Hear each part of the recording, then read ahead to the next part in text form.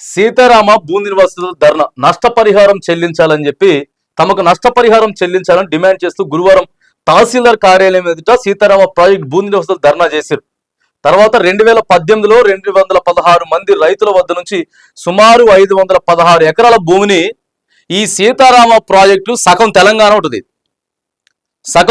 ఉంటుంది, ఉమ్మడి నల్గొండకు ఉంటుంది, ఖమ్మంకు ఉంటుంది, ఆడ కొత్తగూడెం జిల్లా అటు పై నుంచి కూడా వస్తుంది, అటు పైనుంచి వరంగల్ నుంచి కూడా కొద్దిగా తగులుతుంది.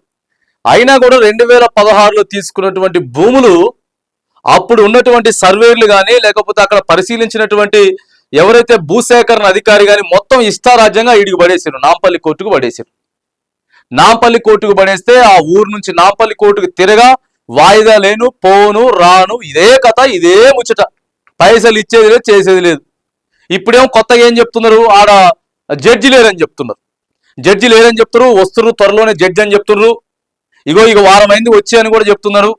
సో ఏదేమైనా కానీ సీతారామ ప్రాజెక్టుని ప్రధానంగా కాంగ్రెస్ పార్టీ కూడా యాక్సెప్ట్ చేసింది, కాంగ్రెస్ పార్టీ కూడా ఓకే అని చెప్పింది. కాబట్టి ఏవేవైతే పరిష్కారం కావాల్సినటువంటి కేసులు ఏవైతే ఉన్నాయో వెంటనే పరిష్కారం చేసి బాధితులు ఎవరెవరైతే నష్టపరిహారం ఇవ్వాల్సినటువంటి రైతులు ఎవరైతే ఉన్నారో వాళ్ళందరికీ రాష్ట్ర ప్రభుత్వం మరి ముందుండి నష్టపరిహారాన్ని అందించాలని చెప్పేసి మనం కూడా రైతుల పక్షాన డిమాండ్ చేస్తా ఉన్నాం.